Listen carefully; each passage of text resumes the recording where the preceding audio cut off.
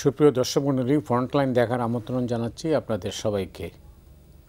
দর্শক মণ্ডলী, আমাদের সঙ্গে রয়েছেন দুজন অতিথি, শামসুজ্জামান দুদু, ভাইস চেয়ারম্যান বিএনপি, আর মোহাম্মদ রাশেদ খান, সাধারণ সম্পাদক গণ অধিকার পরিষদ। দুজনকে স্বাগত জানাচ্ছি স্টুডিওতে। দুদু ভাই, আপনাকে দিয়ে শুরু করতে চাই। সেটা হচ্ছে যে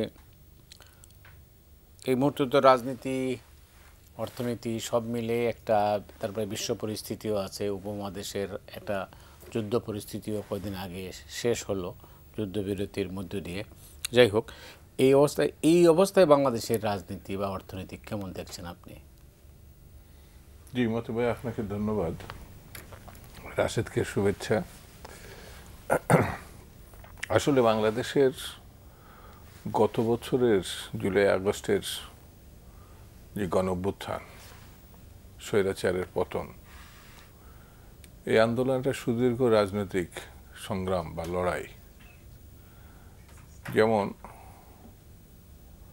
15-16 বছরের যে লড়াই, মুক্তিযুদ্ধের সময়ও 71-এর মুক্তিযুদ্ধ নিয়ে অনেকে শুধু 71-কেই ভাবে দেখে, কিন্তু এর পিছনে আবার একটা সুদীর্ঘ পাকিস্তানের লড়াই ছিল। তারই যুগসন্ধিক্ষণ ছিল 71। ঠিক তেমনি আমার কাছে মনে হয়েছে যে গত 24-এর যে গণঅভ্যুত্থান, সেই গণঅভ্যুত্থানের বাঙালির লালিত স্বপ্ন হচ্ছে গণতন্ত্র, অর্থাৎ মুক্ত জীবন, যেটি 71 সালে পেয়েছিল, মুক্ত ভাবনা, মুক্ত স্বপ্ন।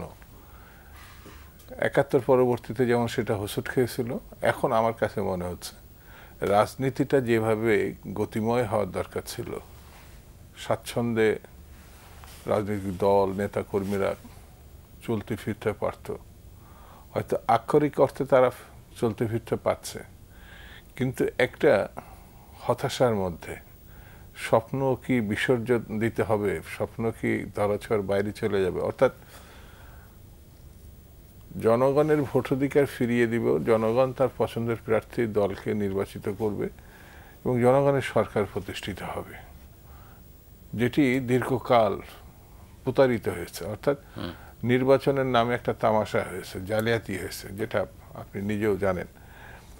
তো সেটির থেকে বেরিয়ে আসার যে সম্ভাবনাটা দেখা দিয়েছিল, আপনি যে অর্থনীতির কথা বললেন না, অর্থনীতির স্বাভাবিক গতিতে কখনো নামছে, কখনো উঠছে, সিন্ডিকেট মুক্ত হয়েছে, মানে বাজার অর্থনীতি বা সবকিছু। এই যে আমরা বিদেশি বিনিয়োগের ক্ষেত্রে খুব ঢাকঢোল পিটালাম, আমি জানি না, আমি অর্থনীতির ছাত্র না, আমি খুব বেশি খোঁজ রাখিনি, কিন্তু যতটুকু দেখেছি তার উৎসাহব্যঞ্জক এটা আমার কাছে মনে হয়নি, আশাবাদী হওয়ার মতো কিছু নেই। তো একটা রাজনৈতিক দল মানুষকে স্বপ্ন দেখায়, আশার জন্ম দেয়, কিন্তু এই সরকারের সেই কাজটা তো দরকার ছিল না। এই কারণে ছিল না, এই সরকার মুখ্যত একটি কেয়ারটেকার বা একে অন্তর্বর্তীকালীন, এটা মানে কাজ চালিয়ে নেওয়ার, রেগুলার কাজগুলো চালিয়ে নেওয়ার। কিন্তু একটা রাজনৈতিক দলের যে কাজগুলো মনে হয় বা নির্বাচিত সরকারের, সেই কাজগুলো সে কাঁধে নেওয়ার চিন্তা করছে। আমার কাছে মনে হয়েছে এটি তার কাজ না, এটি রাজনৈতিক সরকারও না। ডক্টর ইউনূস সহ এই সরকারে ছোট বড় যারাই আছে তারা রাজনীতিবিদ না, বা রাজনীতির সঙ্গে তারা কখনো সম্পৃক্ত ছিলেন, এটা আমার কাছে মনে হয়নি। অর্থাৎ রাজনীতি, অর্থনীতি, সামাজিকতা কোথায় যেন আটকায়ে গেছে। আপনার কি মনে হয় কোথায় আটকালো? আটকাচ্ছে, আমি গণতন্ত্র মুখে মুখে যেটা গত সরকারেও ছিল, এখনো সেটা আছে। আমার কাছে ব্যক্তিগতভাবে মনে হয়েছে প্রতিটি রাজনীতি দলের সমর্থন এই সরকার পেয়েছে এবং রাজনীতি দলের মধ্য দিয়ে জনগণের সরকার পেয়েছে, কিন্তু সেই সমর্থনকে কাজে লাগানোর যে বিচক্ষণতার দরকার, যে প্রজ্ঞার দরকার, আমার কাছে মনে হয়েছে তারা দেখাতে ব্যর্থ হয়েছে।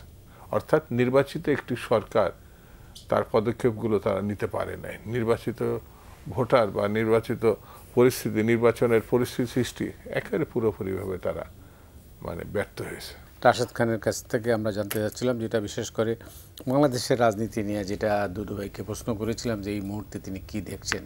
তিনি অনেকগুলোই বলেছেন যে আসলে উনি আরও ভালো কিছু আশা করেছিলেন, কিন্তু সেটা হয়নি কেন? ধন্যবাদ আপনাকে সহ দুদু ভাই এবং সকল দর্শকবৃন্দকে গণ অধিকার পরিষদের পক্ষ থেকে শুভেচ্ছা।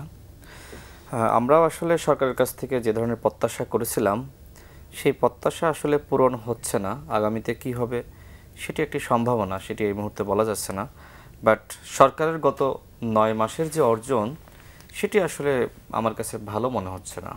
আজকেও বণিক বার্তার একটি সংবাদ, সেটা আসলে বিডার নির্বাহী চেয়ারম্যানকে নিয়ে করা হয়েছে যে তিনি আকাশে উঠছেন কিন্তু বিনিয়োগ কমছে।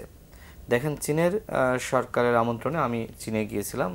আমাদের সাথে বিএনপির স্থায়ী কমিটির সদস্য মঈন খান স্যার সহ অনেকে ছিলেন। তো সেখানেও চীনের যারা ফরেন মিনিস্ট্রিতে আছে তাদের সাথেও কথা হয়েছে।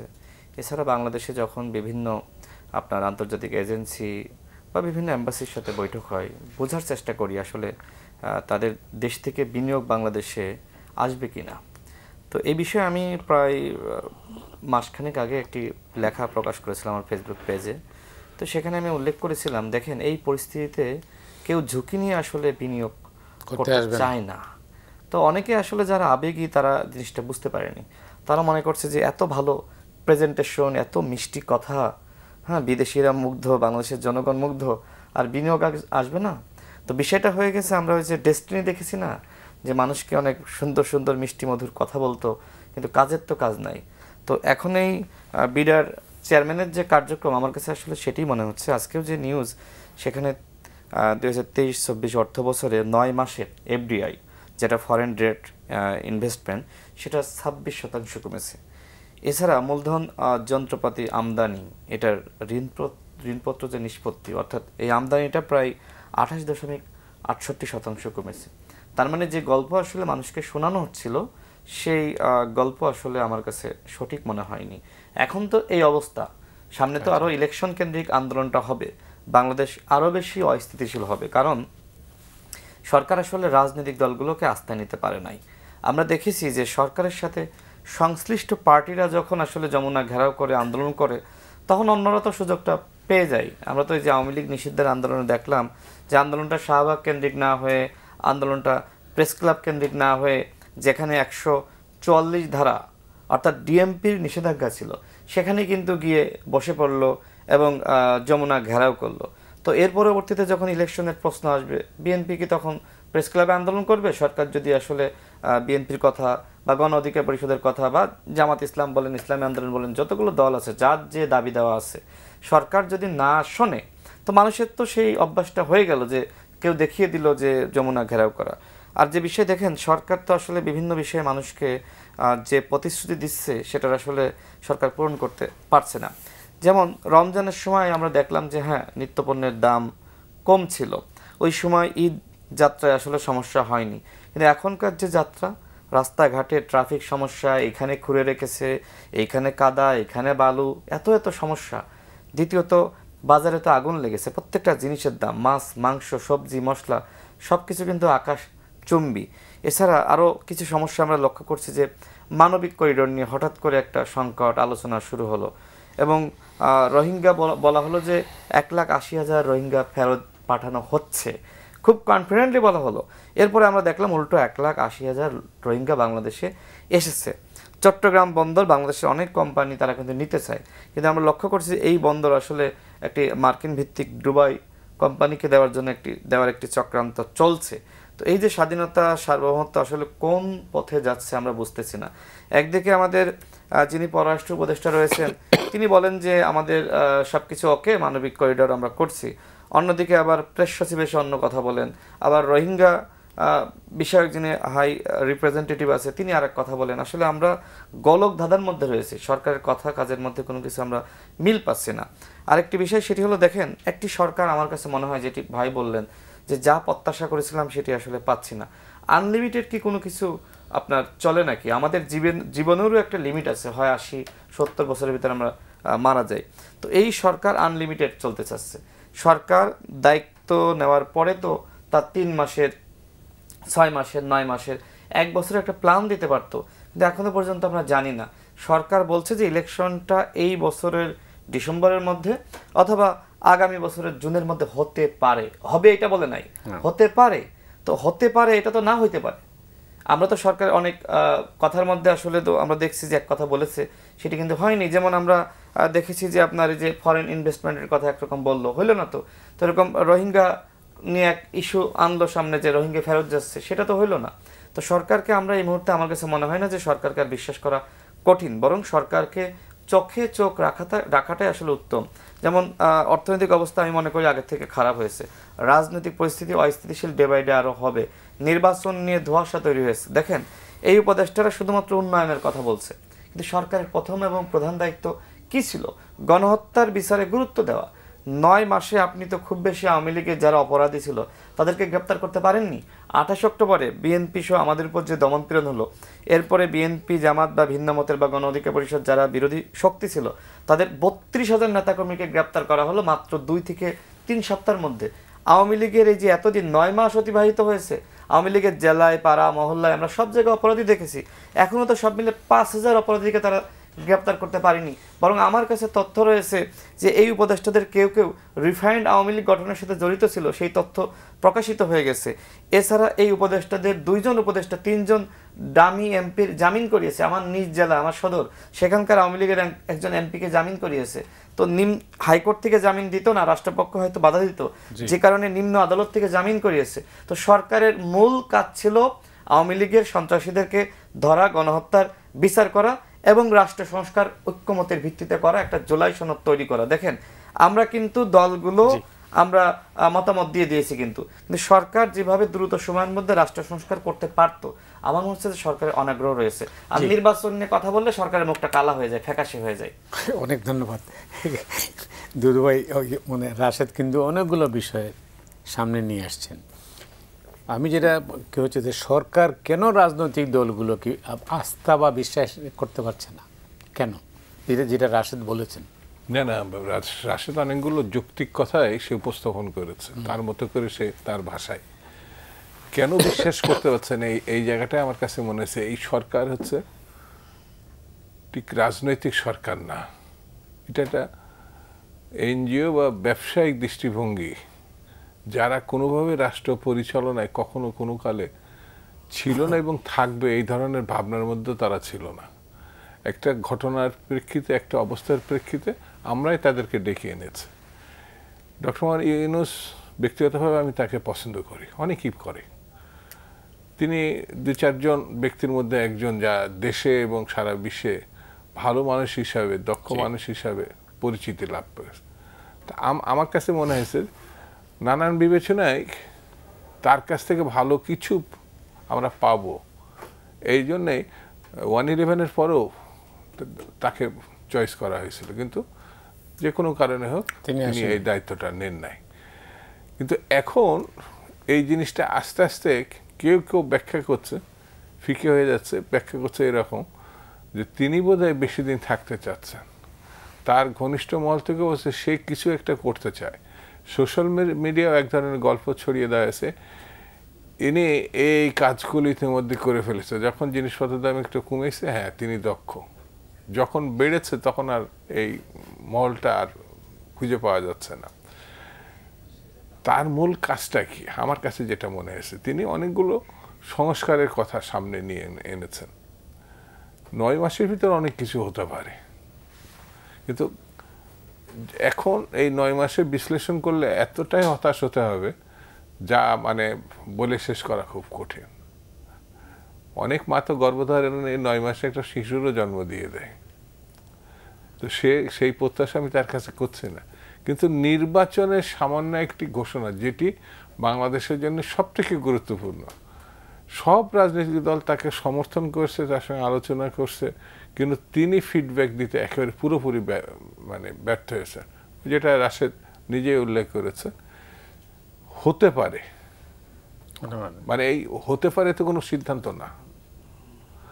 তো সাংবিধানিকভাবে 90 দিনের ভিতরে শূন্যতা সৃষ্টি হলে, অর্থাৎ একটা সরকার শেষ করলে তার 90 দিন পরবর্তীর মধ্যে একটি সরকার আসার যে সিদ্ধান্ত হয়, সেটি 90 দিনের মধ্যে সাংবিধানিক বিধি ব্যবস্থা। কিন্তু এই সরকারের মেয়াদ কতদিন আসলে?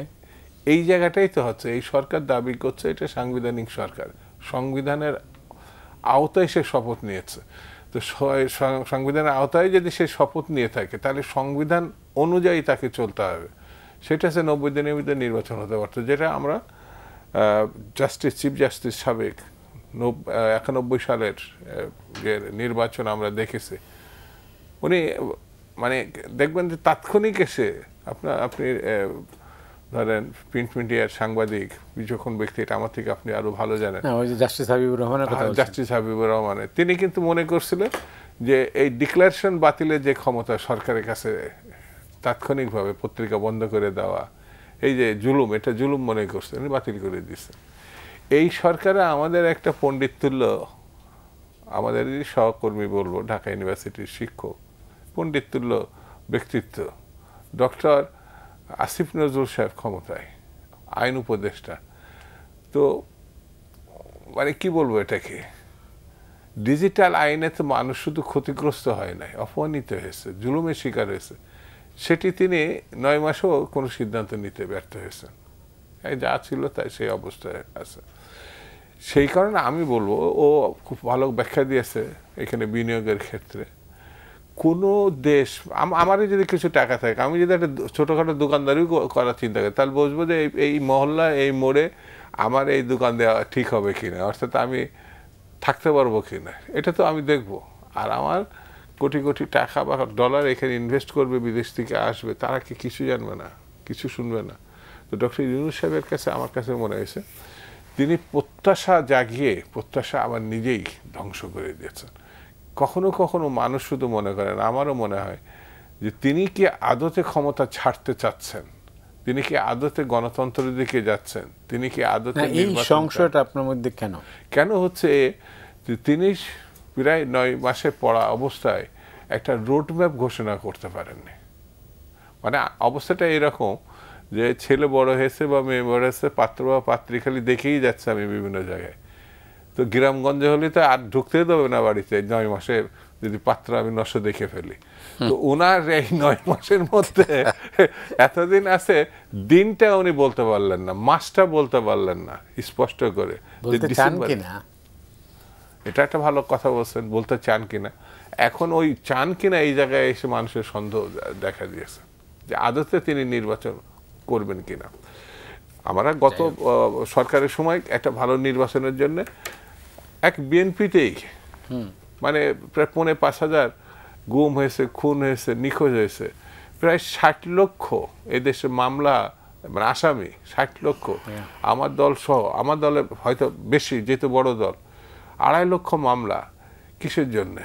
গণতন্ত্র চাওয়ার জন্যে, ভালো নির্বাচন চাওয়ার জন্য। তো সেই জন্য আমার কাছে মনে হচ্ছে এই সরকার দ্রুত সিদ্ধান্ত নিতে ব্যর্থ হলে পারে যে পরিস্থিতির উদ্ভব ঘটবে, সেটি তাকে কিন্তু দায় দায়িত্ব বহন করতে হবে।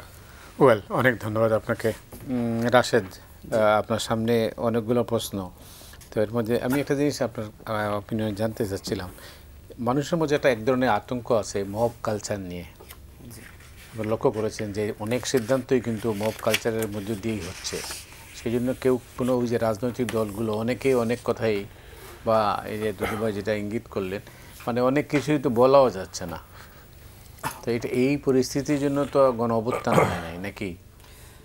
জি, আসলে অনেকে আসলে মব জাস্টিস বলে, তো এটাকে আমি আসলে মব ইনজাস্টিস বলি। তো শুরু থেকে আমরা লক্ষ্য করছি যে বিভিন্ন জায়গায় এরকম ইনজাস্টিস চলছে। এখন বিচারটা যদি আমি আপনি দুদুভাই মিলে করি, তাহলে বিচার বিভাগের কাজটা কি, পুলিশের কাজটা কি, র্যাবের কাজটা কি? সেজন্য আমরা মনে করি যে সরকারের উচিত ছিল শুরুতেই এই বিচার বিভাগের উপরে, পুলিশের উপরে, প্রশাসনের উপরে কন্ট্রোল নিয়ে নেওয়া এবং তাদেরকে ফাংশন করতে বাধ্য করা এবং প্রশাসনকে ঢেলে সাজানো।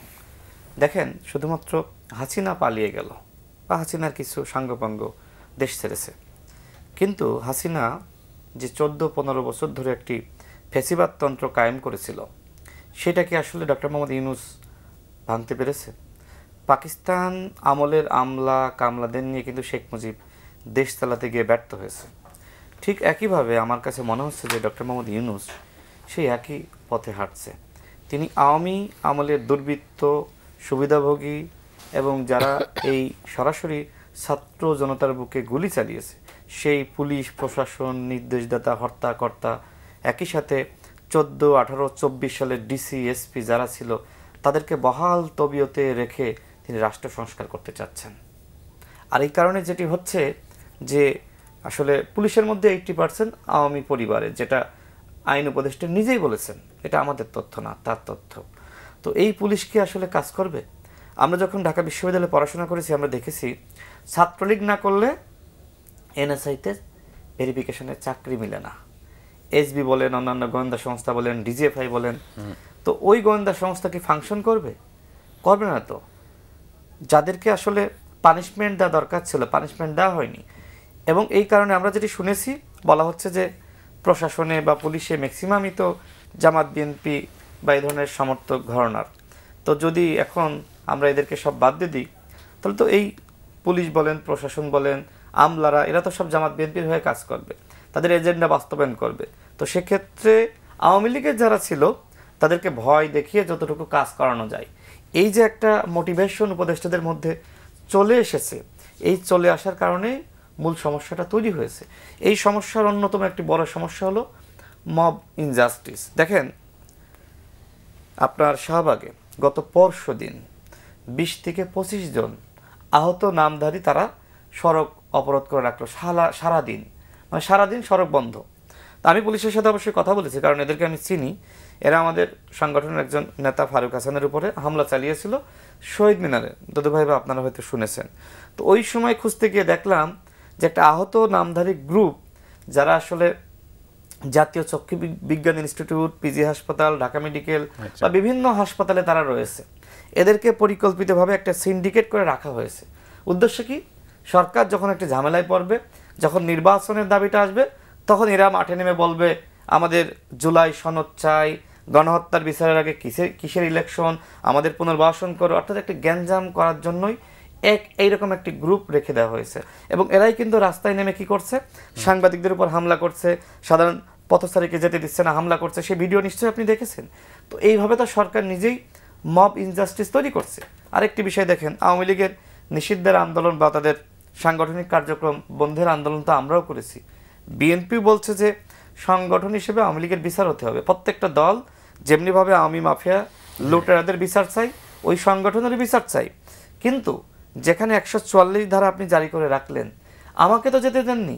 গত 4 দিন আগে আমরা সচিবালয় ঘেরাও করতে গেছিলাম, কারণ রাষ্ট্রপতি আব্দুল হামিদ পালিয়ে গেল, দেশ ছাড়ল। গণমাধ্যমে খবর প্রকাশিত হলো যে সরকারের গ্রিন সিগন্যালে এবং স্বরাষ্ট্র মন্ত্রণালয়ের সহযোগিতায় তিনি দেশ ছেড়েছেন, এবং তার সেই কূটনীতিক পাসপোর্ট কিন্তু বহাল ছিল।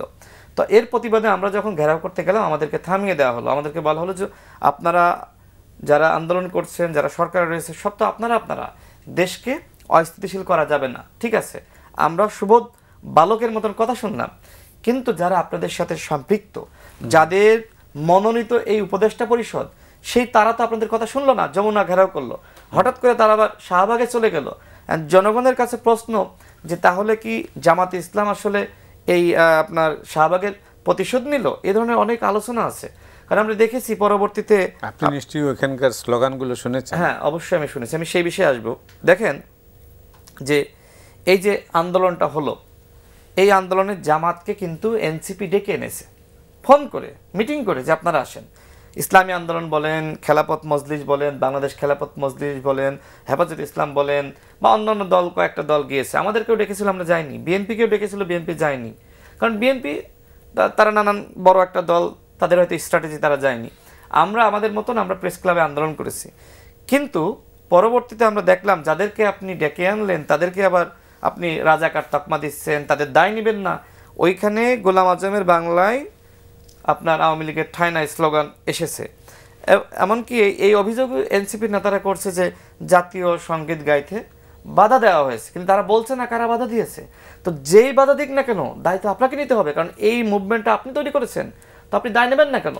আবার যখন আপনি বলছেন যে একটা ছাত্রলীগ ধর, একটা আওয়ামী লীগ ধর, আবার দর্শকরা বলছে ধরে ধরে জবাই কর, হ্যাঁ জেলে ভর, এটাও বলেছে।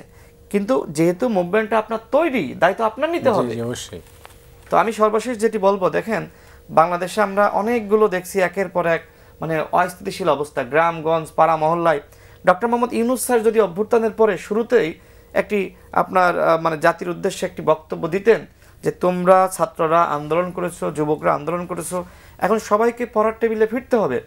বাংলাদেশে যদি ভালো শিক্ষক তৈরি না হয়, ভালো সাংবাদিক, ভালো আইনজীবী, ভালো ডাক্তার, ভালো ইঞ্জিনিয়ার না তৈরি হয়, শুধুমাত্র নেতাই তৈরি হয়, তো নেতা কিভাবে দক্ষ জনবল না থাকলে একটি নতুন রাষ্ট্র বিনির্মাণ করবে? এখন আমাদের সমস্যা আসলে সেই জায়গায় হয়েছে যে আমরা ওই দিকে মনোযোগ দিচ্ছি না, নতুন বাংলাদেশ গঠনের দিকে। আমরা সবাই এখন নেতা হইতে চাই, যে কারণে ঢাকা বিশ্ববিদ্যালয়ে আমরা দেখি যে 5 জন মিলে একটা আন্দোলন করছে, 10 জন মিলে আর একটা আন্দোলন করছে, অন্যান্য বিশ্ববিদ্যালয়ে একই অবস্থা। ছাত্ররা এখন আর পড়ার টেবিলে নাই, দেশ ধ্বংসের দ্বার প্রান্তে আমি মনে করি। অনেক ধন্যবাদ। অনেক কথা। এই অভ্যুত্থানে দুটো স্লোগান খুব বেশি আলোড়িত হচ্ছে সর্বত্র। একটা হলো রাষ্ট্র মেরামত, আর আরেকটা হচ্ছে নতুন বন্দোবস্ত। এখন মতি ভাই, জি, আপনার কথা বলার আগে রাশেদের একটা কথা বলে, অনেকগুলো কথা অনেক ভালো বলছে, ভালো ভালো কথা বলেছে, কিন্তু একটা কথা বলে নাই, সেটা আমি অপেক্ষা করছিলাম সে বোধহয় বলবে। সেটা হয়তো বা তার মনেও না থাকতে পারে। পরবর্তী সময় হয়তো সেটা হচ্ছে যে 4-5 জনের একটা আন্দোলন তাদের মতো করে তারা করছে।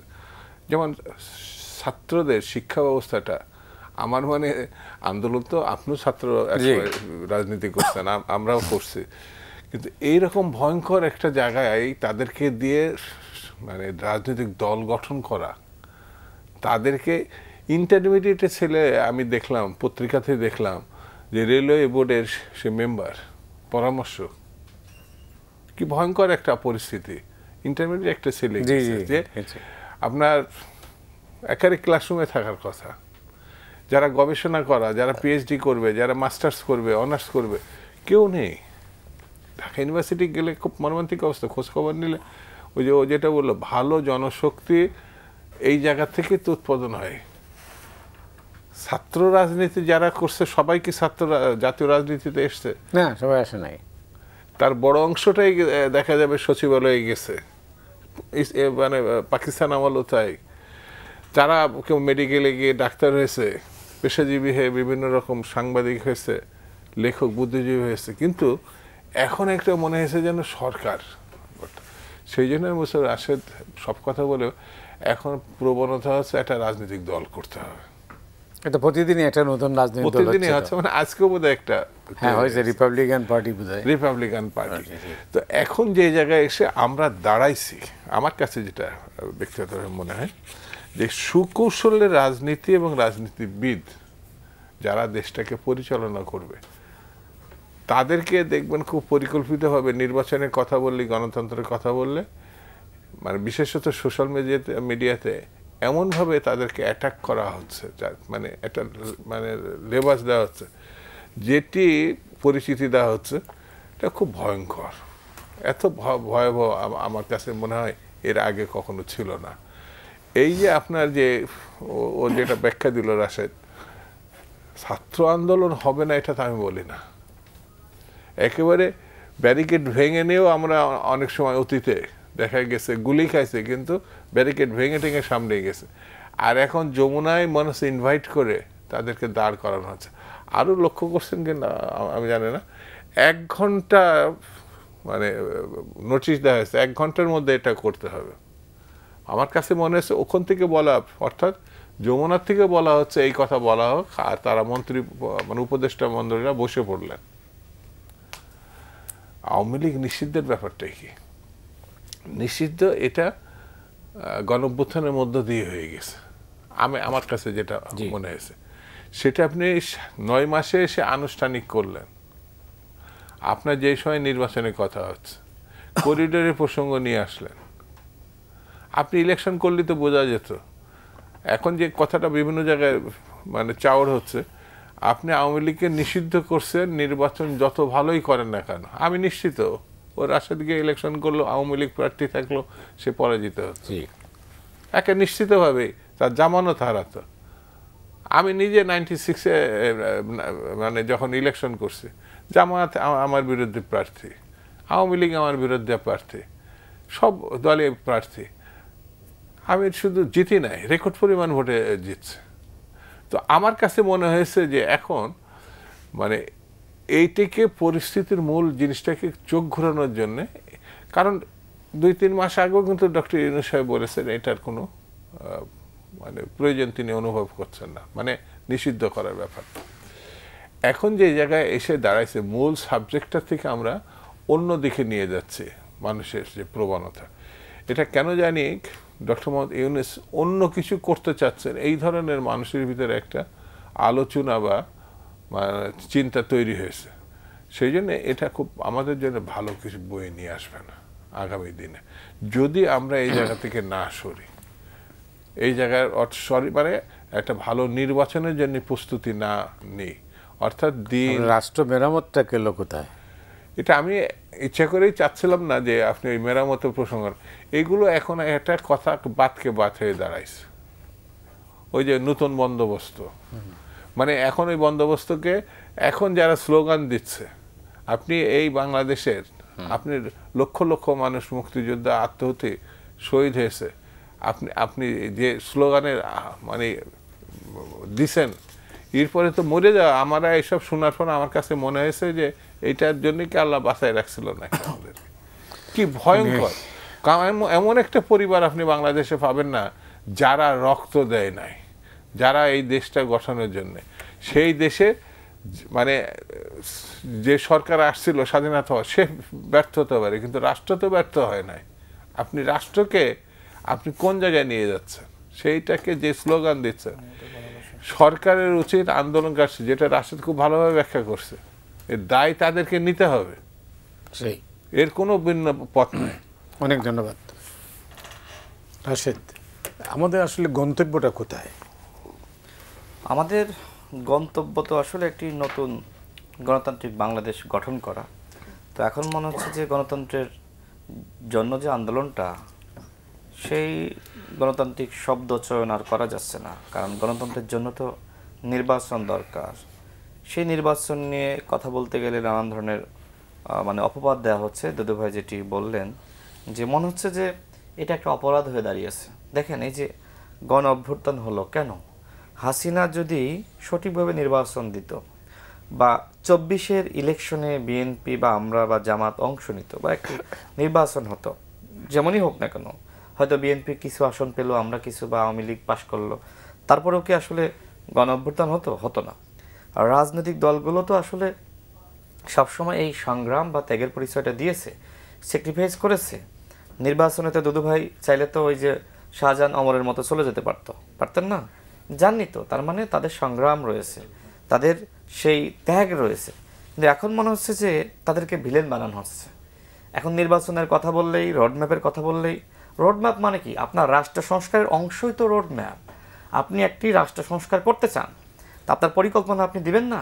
একটি বিল্ডিং করতে গেলেও তো আপনার রোডম্যাপ লাগে, আপনার হচ্ছে ডিজাইন লাগে, তাই না?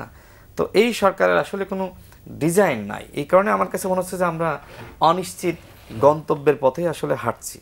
দেখেন, সরকারের কতগুলো কাজ খুব গুরুত্বপূর্ণ ছিল, যেমন আহতদের পুনর্বাসন করা। আহতরা ঠিকমতো চিকিৎসা পাচ্ছে না। আমাদের অফিসেও অনেকে এসে বলে যে ভাই 1 লাখ টাকা পেয়েছিলাম।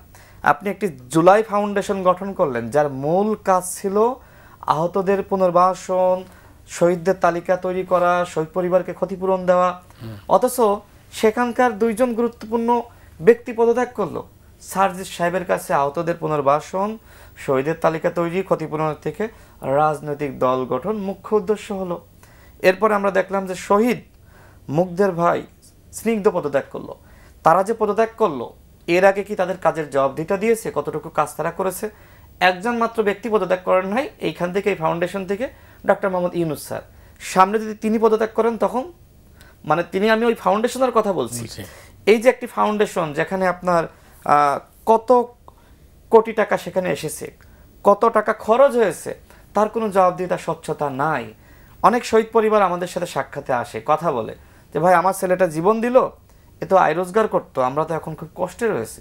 তো সরকার আসলে এইদিকে মনোযোগ নাই। সরকার এখন ওই যে হাসিনা বলতো উন্নয়নের কথা, তারাও এখন উন্নয়নের জোয়ারে বাংলাদেশকে ভাসাতে চাচ্ছে। দেখেন, একটি গণ অভ্যুত্থানের পরে প্রাথমিক দায়িত্ব হয় অপরাধীদেরকে গ্রেপ্তার করা, বিচার করা, এবং আগামীর বাংলাদেশ কিভাবে পরিচালিত হবে সেটার জন্য ঐক্যমতের ভিত্তিতে সিদ্ধান্ত নেওয়া। আমরা আওয়ামী লীগের নিষিদ্ধের ব্যাপারে আমাদের দলের পক্ষ থেকে প্রস্তাব দিয়েছিলাম যে যে সিদ্ধান্তই নেন না কেন জাতীয় ঐক্যমত এবং জাতীয় সংলাপের মাধ্যমে। আমাদের কাছে তথ্য এসেছিল সরকারের পক্ষ থেকেই যে গত সোমবারে অর্থাৎ নিষিদ্ধ হওয়ার মানে মানে রবিবারে নিষিদ্ধ হয়েছে, সোমবারে একটা জাতীয় সংলাপ হবে। মোটামুটি বিএনপিকেও অনানুষ্ঠানিকভাবে জানানো হয়েছিল, আমাদেরকেও জানানো হয়েছিল। হুট করে কি হলো, তারা জাতীয় সংলাপ জাতীয় ঐক্যমত না ডেকেই বা এই ধরনের পরিস্থিতি না তৈরি করে তারা কিন্তু নিষিদ্ধ বা সাংগঠনিক কার্যক্রম নিষিদ্ধ করেছে। দেখেন, একটি দলকে সাংগঠনিক কার্যক্রম নিষিদ্ধ করলে খুব বেশি ক্ষতি হয় না। আওয়ামী লীগের এখন তারা কি আসলে এই অভ্যুত্থানের পরে সাংগঠনিক কার্যক্রম পরিচালনা করতে পারছে? যদি নিষিদ্ধ করা হতো তাহলে এই যে রাষ্ট্রপতি আব্দুল হামিদ দেশ ছেড়ে পালাতে পারতো না, তাদের প্রত্যেকের পাসপোর্ট বাতিল হতো, সম্পদ বাজেয়াপ্ত হতো এবং রাষ্ট্রীয় কোষাগারে তাদের সম্পদ জমা হতো। একই সাথে এই নিষিদ্ধ সংগঠনের কেউ সদস্য হতে পারতো না। আমাদের সকলের প্রিয় ডক্টর মোহাম্মদ ইউনূস স্যার কি বলে রেখেছেন?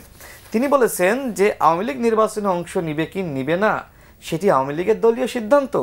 আমি ডক্টর মোহাম্মদ ইউনূস স্যারকে প্রশ্ন করছি, আপনি তো এই কথা বলেছিলেন নিষিদ্ধ বা সাংগঠনিক কার্যক্রম বন্ধ হওয়ার পরেও, নিবন্ধন স্থগিত হওয়ার পরেও আপনি কি আপনার ওই বক্তব্যের জায়গায় রয়েছেন নাকি বক্তব্য পরিবর্তন করেছেন? সরকারের উচ্চ পর্যায় থেকে যখন ভবিষ্যৎ চিন্তা না করে বক্তব্য আসে, সেই রাষ্ট্রের গন্তব্য কোন দিকে যেতে পারে সেটি নিয়ে আমি সন্দিহান। সর্বশেষ বলবো, দেখেন, রাজনৈতিক নেতৃত্বকে দোষারোপ করা হচ্ছে যে তারা রাষ্ট্র সংস্কার চায় না, গণহত্যার বিচার চায় না, তারা শুধু ইলেকশন করে। গতকাল আমি আরেকটি টেলিভিশনের টক শোতে ছিলাম, সেখানে বিএনপির একজন নেতাকে ব্যাপকভাবে কটাক্ষ করা হলো, আরেকজন এনসিপির নেতা। তিনি বলছেন যে গত 17 বছরে আপনারা ব্যর্থ হয়েছেন। দেখেন, এই যে আমরা 14-15 বছর ধরে লড়াইটা করেছি, হাসিনাকে ধাক্কাইতে ধাক্কাইতে দেওয়ালটা এরকম করে রেখেছিলাম। আমাদের সাথে কিন্তু এই 14-15 বছরের লড়াইয়ে ছাত্ররা মানে সাধারণ শিক্ষার্থীরা ছিল না। তাদের যখন শুভবুদ্ধির উদয় হয়েছে তারা আমাদের সাথে যুক্ত হয়ে সবাই মিলে এই দেওয়ালটা আমরা ফেলিয়ে দিয়েছি। এখানে কি রাজনৈতিক নেতৃত্ব ছিল না? বিএনপি বলেন, গণ অধিকার পরিষদ বলেন, জামাত ইসলাম বলেন, রাজনৈতিক নেতৃত্ব ছাড়াই কি হঠাৎ করে কিছু ছাত্ররা আসলো হাসিনার পতন হয়ে গেল? না। আমার কাছে দেখেন, ছাত্ররা আমার কাছে এবং আমাদের সভাপতি নুরুল হক নূরকে বলেছিল যে ভাই আমরা আর পারতেছি না, যখন আন্দোলনটা বন্ধ হয়ে গেছে, আপনারা যেহেতু কোটা সংস্কার আন্দোলনের সিনিয়র, আপনারা এখন দলগুলোকে বলেন তারা যাতে নেমে যায়। আমি নিজে বিএনপির স্থায়ী কমিটির সদস্য সালাউদ্দিন আহমেদকে বলেছিলাম যে ভাই, তারা আমাদেরকে কথা দিয়েছে এক দফার ঘোষণা দিবে, বিএনপির সমস্ত শক্তি নামিয়ে দেন, অন্যান্য দলের সাথে কথা বলেন। এই লিয়াজোটা কিন্তু নুরুল হক নূর, আমি নিজে এবং বিএনপির স্থায়ী কমিটির সদস্য সালাউদ্দিন আহমেদ এবং বিএনপির ভারপ্রাপ্ত চেয়ারম্যান জনাব তারেক রহমানও কিন্তু এর সাথে যুক্ত ছিলেন। যেহেতু এটা একটা পরিকল্পনা, এটা তো সবাইকে বলা যায় না, তো আমরা তো স্বয়ং সাক্ষী যে একসাথে বিএনপি, গণ অধিকার পরিষদ সহ সমস্ত দল কিভাবে আন্দোলনটা করেছে, ছাত্রদেরকে সহযোগিতা করেছে। এই ছাত্রদেরকে তো আমরা কেউ কটাক্ষ করছি না। ছাত্ররা এখন যদি বলে আপনারা 17 বছর ধরে ব্যর্থ হয়েছেন, তাহলে তো জাতীয় ঐক্য সংহতি থাকে না। এই মুহূর্তে আমাদের সবথেকে বড় সমস্যা যে জাতীয় ঐক্য সংহতি যেখানে আমাদের ধরে রাখা দরকার ছিল, কিন্তু সেটা ভেঙে পড়েছে। এই জন্য আমার কাছে সন্দেহ লাগে যে আগামীর বাংলাদেশ, আমরা যে ধরনের বাংলাদেশ আমরা স্বপ্ন দেখেছিলাম, গণতান্ত্রিক বাংলাদেশ, ন্যায় বিচার, সাম্য, মানবিক মর্যাদার বাংলাদেশ, সেই বাংলাদেশ আদৌ কি আমরা গঠন করতে পারবো, নাকি সেই পুরাতন হাসিনার যে সিস্টেম ছিল ওই সিস্টেমের মধ্যে আমরা আবার ঢুকে পড়বো? অনেক ধন্যবাদ। রাশেদ তো মোটামুটি একটা সম্পাদকীয় লিখে ফেলেছেন নতুন করে বাংলাদেশের চিত্রটা। তো আপনি চিত্রনাট্য যদি আপনাকে বলা হয় যে আপনি বাংলাদেশের একটা চিত্রনাট্য লেখেন, তো আপনি কি লিখবেন, কিভাবে লিখবেন? প্রথম হচ্ছে যে গণঅভ্যুত্থানের, স্বৈরতন্ত্রের পতন, মানুষের স্বপ্ন, জিজ্ঞাসা, ক্ষয়ক্ষতি এবং তার সাফল্য সবগুলো যদি এক জায়গায় আনা যায়, তাহলে পরে এর পিছনের ঘটনা যেগুলো আছে, আমি যেটাকে 71, 90 গণঅভ্যুত্থান, সবগুলোরই ধারাবাহিক একটা রূপ। অর্থাৎ ওখানে আমরা সফল হয়েছি, কিছু কিছু ব্যর্থ হয়েছে, ঠিক সেইটিকে এবার সম্ভাবনাটা আমার হাতে এসেছিল, এখনো আছে। অর্থাৎ মানুষকে নতুন করে ভাবনার যে সুযোগটা দেওয়া, সেটা মানুষের হাতেই দেওয়া, কারণ মানুষের জন্যই কাজ করা। সেই জায়গাটা এসে কেমন যেন মনে হয়েছে যে রাজনৈতিক দলগুলো, যেটা রাশেদ বলল, তাদের যে লড়াই, তাদের যে সংগ্রাম, তাদের দল, প্রতিষ্ঠান, ছাত্র সংগঠন, শ্রমিক সংগঠন, সবাই মিলে যার যার অবস্থান থেকে শেষ কিন্তু করেছে। এখানে যেমন গণতান্ত্রিক ছিল, ইসলামিক দল ছিল, যেমন বিএনপি বা জামাত বা গণ অধিকার পরিষদ, ঠিক সিপিবি, যার যার অবস্থান থেকে তারা কিন্তু কাজ করেছে। কিন্তু এখন এসে একটা নতুন গোষ্ঠী, যেটা একটু আগে আপনি বললেন, নতুন বন্দোবস্তের যারা বস্তা কাঁধে নিয়েছে, আমি নিজে ব্যক্তিগতভাবে, আমি জানি না আপনার কাছে কতটা তথ্য আছে, প্রতিটি গণঅভ্যুত্থানের পরবর্তী একটা তরুণ সমাজ, তরুণ নেতৃত্ব বেরিয়ে আসে প্রতিটা গণঅভ্যুত্থানের লড়াইয়ের পরে। এবারও বেরিয়ে আসছিল, এবারও বেশ কিছু সম্ভাবনাময় তরুণ যারা জাতীয় ক্ষেত্রে রাজনীতিতে ভূমিকা রাখবে বলে আমার কাছে মনে হয়েছিল। তো কিন্তু খুব অল্প সময়ের মধ্যে তার এমন কিছু অপকর্ম, এমন কিছু কালিমালিপ্ত হয়েছে যেগুলো খুব দুঃখজনক। মানে আমার কাছে ব্যক্তিগতভাবে মনে হয়েছে, দল তো অবশ্যই না করার আমি ইয়ে করছি না, কারণ সে দল যখনই হয়েছে তখন আমি তাকে অভিনন্দন জানাইছি আমার অবস্থান থেকে, আমার নেতারা হ্যাঁ অভিনন্দন জানাইছে। কিন্তু খুব অল্প সময়ের মধ্যে তাদের এই যে বন্দোবস্তের যে ব্যবস্থাটা, দখলদারিত্ব, চাঁদাবাজি, লুটপাট, রাজনীতিতে এই জিনিসগুলো কাউকে কাউকে ব্যবহার করে কোনো মহল লাভবান হতে চায়। তো রাজনৈতিক নেতা কর্মীরা তো সতর্ক থাকতে হয় যাতে ব্যবহৃত হয়ে পরিস্থিতির উন্নত দিকে না যায়। এই জায়গাটায় স্বপ্ন এবং বাস্তবতার ভিতরে একটা ফারাক তৈরি হয়ে গেছে। আমরা যা করতে পারতাম সে থেকে বিচ্ছিন্ন হয়ে গেছে আমার কাছে মনে হচ্ছে। যেমন একটি জনগণ সমর্থিত পার্লামেন্ট, ধরেন গত পার্লামেন্টকে ম্যাক্সিমাম লুটেরা, ব্যবসায়ী, মানে দেশদ্রোহী, এই টাইপের লোকজনই তো গত পার্লামেন্টটাও ধরে করে, তারা তো নির্বাচন করে আসে নাই, সরকারের আনুকূল্যে তারা ওখানে ঢুকছে। মন্ত্রী পরিষদও ওই সেম থিং। তো এর থেকে তো বেরিয়ে আসার যে সম্ভাবনাটা দেখা দিয়েছিল, সেটি যদি আমরা কার্যকর না করতে পারি কোনো না কোনো মহলের কারণে, বিশেষ করে ডক্টর মোহাম্মদ ইউনূসের আরও বেশি আগুয়ান ভূমিকাটা থাকা, কারণ তিনি তো রাজনীতিতে, কিন্তু দেখা গেছে তিনি যাদেরকে পছন্দ করেন তারা রাস্তায় নেমে প্রকাশ্যেই বলছে যে আমরা চাই ডক্টর মোহাম্মদ ইউনূস আগামী 5 বছর প্রধানমন্ত্রিত্ব করবেন। আমার কিন্তু কোনো আপত্তি নেই তাতে। আমি একটা সভাতে বলছিলাম, অনেকে আবার এটা বললো দুদু এত আগে বলে ফেললেন, সেটা আমলাম যে আমি প্রধানমন্ত্রী হতে পারে। গত 1/11-এর পরে একটা রাজনৈতিক দল গঠন করেছিলেন, 27 দিনের মাথায় না 17 দিনের মাথায় সেটা তিনি বাতিল করছিলেন। এখনো তিনি একটি রাজনৈতিক দল, সবাই জানে যে এই যে নতুন রাজনৈতিক দলটা তারই অনুপ্রেরণায়, তারই পরিকল্পনায় এটা হয়েছে, অনেকে এটা মনে করে। যেমন জাসদের সঙ্গে সিরাজুল আলম খান, আপনি তো রাজনীতির একসময় দিকপাল ছিলেন, তো সিরাজুল আলম খান তো মেম্বার ছিলেন না, কিন্তু কেউ মনে করে না যে জাসদ সিরাজুল আলম খানের বাইরের কোনো ঘটনা। সেই জন্য আজকে যে মানে বিভ্রান্তিকর স্লোগান যারা উত্থাপন করছে, নতুন বন্দোবস্তের নামে লাগামহীন দুর্নীতি করছে, তারা কার লোক, তাদেরকে এই জায়গায় আনছে কি? অর্থাৎ স্বপ্নগুলোকে আমরা কেন ভেঙে ফেলছি, সম্ভাবনাকে কেন তছনছ করছে, কেন আমরা আবার মানে একটা নির্বাচনের দিকে জাতিকে নিয়ে গিয়ে সংকটকে আমরা মীমাংসা করার চেষ্টা করছি না কেন? না, নির্বাচনে কি এই মুহূর্তে সংকটের সমাধান? আপনি ওই দিকে যাওয়া মাত্রই ধান্দাবাজ যারা আছে, আচ্ছা, যারা দেশটাকে বেচে কিনে খেতে চায়, তারা বুঝতে পারবে যে তাদের কোনো আর সম্ভাবনা নাই। তাদের এখন এখানে ক্ষান্ত দেওয়া দরকার, কারণ জনগণে মানে একটা সঠিক সিদ্ধান্ত নিতে পারে, এবং অতীতেও তা দেখা গেছে।